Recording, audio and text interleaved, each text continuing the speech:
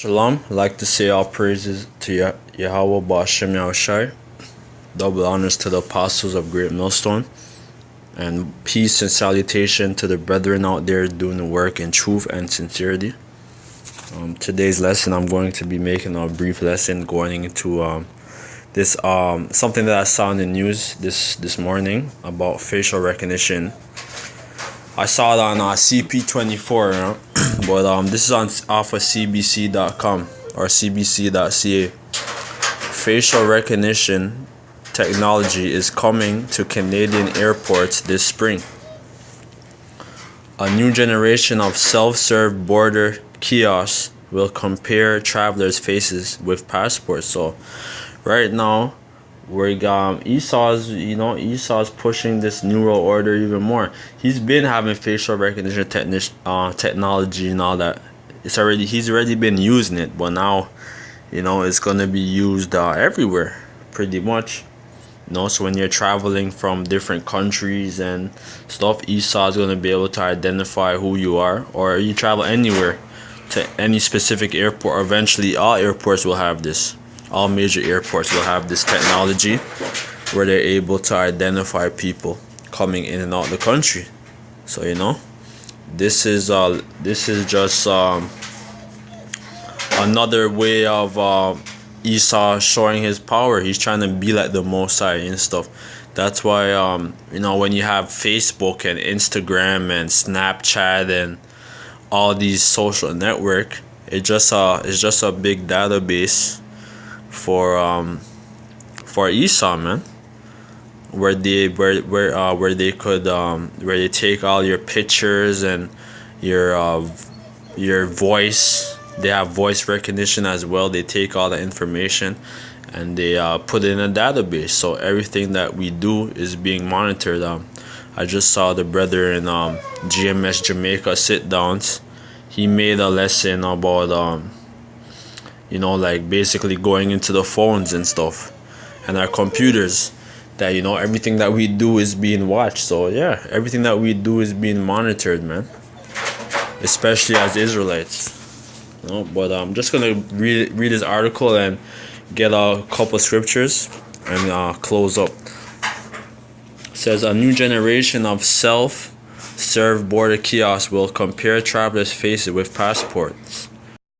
It says facial recognition technology is coming to major Canadian airports as part of a new traveler screening program under development by Canada Border Services Agency.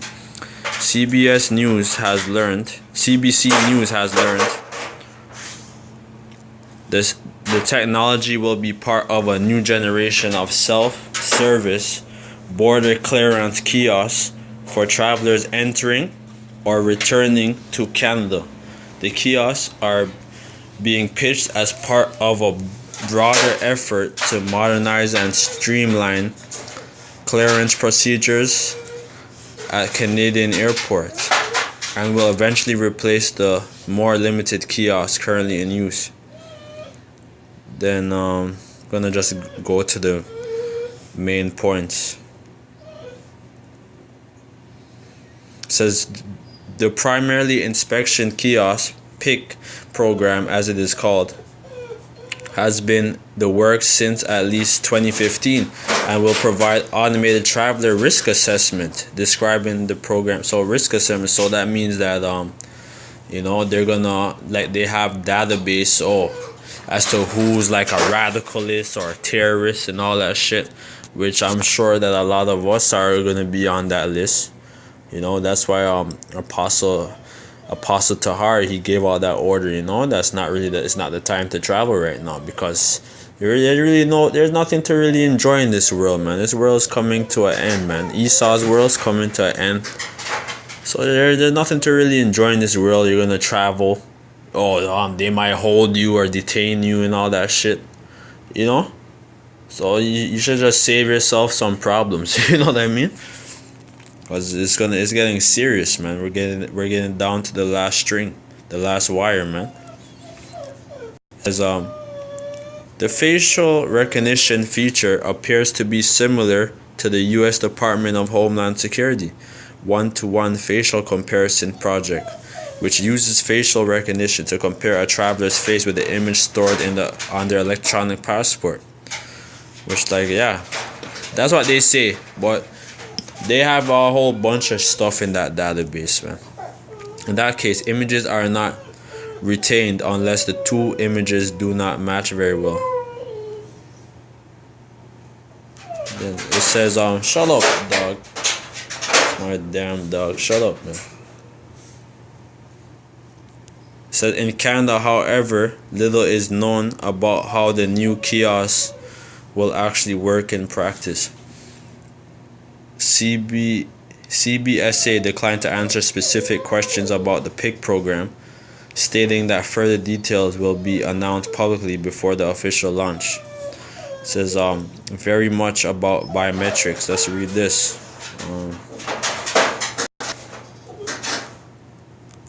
It says a Portuguese company called VisionBox is installing 130 kiosks at Toronto Pearson International Airport.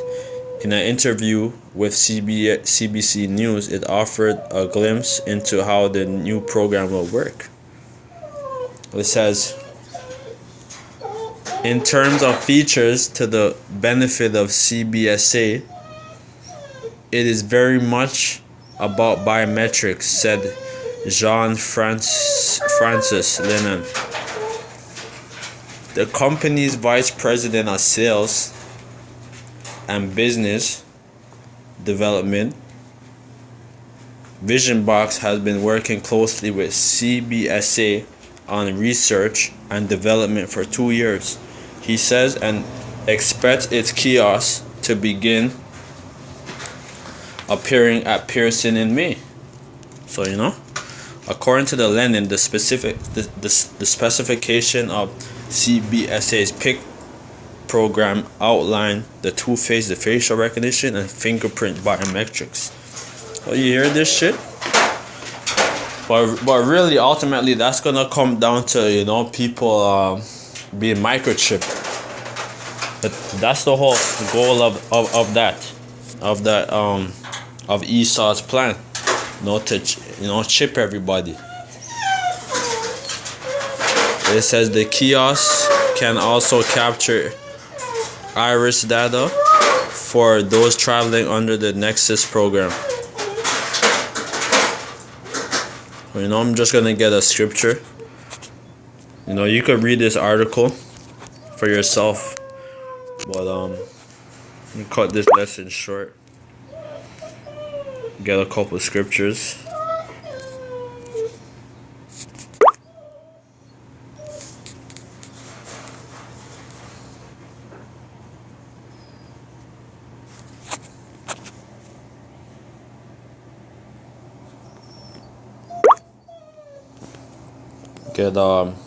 Gonna get Revelation 13.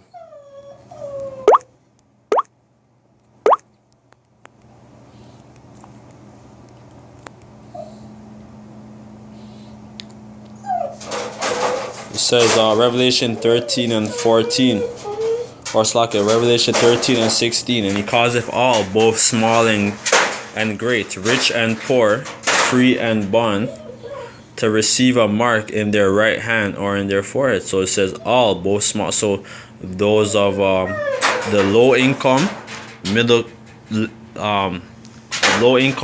of middle class, as well as the aristocrats. Okay, people who's wealthy and stuff, are gonna have this chip, and already have a lot of people already have this chip, man. Cause that's the whole goal, is to have ultimate control of people and be able to monitor people at all times, know their whereabouts, and to enslave people, but to mainly enslave God's chosen, man, and to have a database and know our numbers,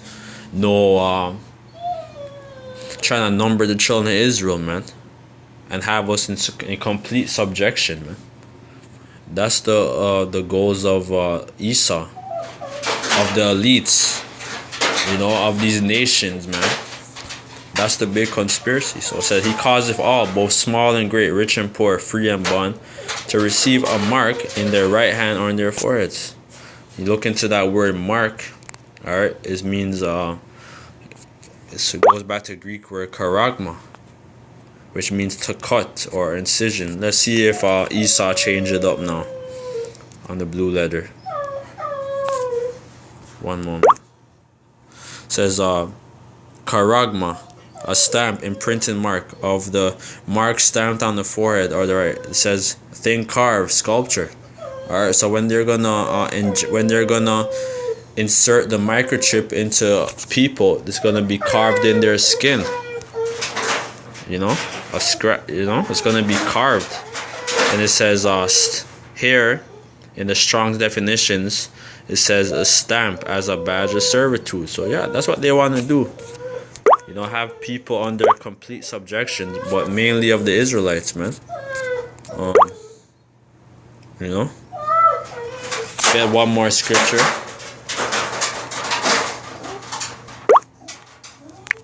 The scripture says to watch as well as pray, man.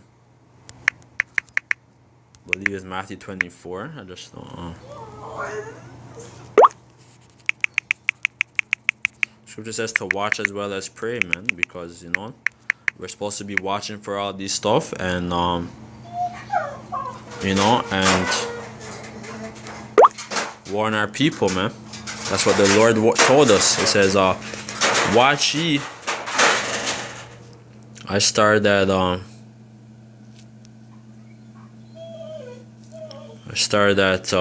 37. And he cometh and findeth them sleeping, and said unto Peter, Simon, sleepest thou? And that was when the Lord where he separated himself from the disciples before the night where the Romans captured him. He's praying to the Lord, you know, that he could do it. He could, you know, he could be he didn't have to go up on the cross. You know what I mean? Where he could be you know, because it is a great thing, man. You think he wanted to be he wanted to be crucified, and you know, as you know, you think he wanted to be crucified in that manner, or slacker die in that manner, man. You know, but but the Lord used, the Most High used the Lord as a sacrifice so that he could bring us back as a nation, man. Because if the Lord didn't die, we wouldn't have any salvation, man. You know, the scripture says we would have been as Sodom and Gomorrah. The Most High would have completely wiped us out, man. So that's why the Lord had to die. So he's, you know, that's why why he had to be why he had to be the sacrificial lamb. You know, it says, and he cometh and findeth them sleeping, and said unto Peter, Simon, sleepest thou? Couldst not thou watch 1 hour? Watch ye and pray, lest ye enter into temptation. The spirit truly is ready, but the flesh is weak. So that's our mind state right now. That's what we're supposed to be doing, watching and well as praying. You know, that we enter not into the temptation. Because what does the scripture say? That the hour of temptation, you know, is nigh. I'm just paraphrasing. You know, so we're watching and we're praying that we don't enter into that temptation, man. So, you know, that's the ultimate goal, man. That's what that's where our faith is gonna be tested, man. In that hour, man. That hour of temptation. So with that, I'd like to say all praises to Yahweh Shem Shai. Double honors to the apostles of Great Millstone. Peace and salutations to the brethren out there and doing the works in truth and sincerity. And shalom, you know, to the elect, the men who's doing the works out there, week in, week out, you know, who's not wavering, who's never changed up their doctrine, who never bucked up against their, against their elders, you know. Kwam Yashala and Shalom.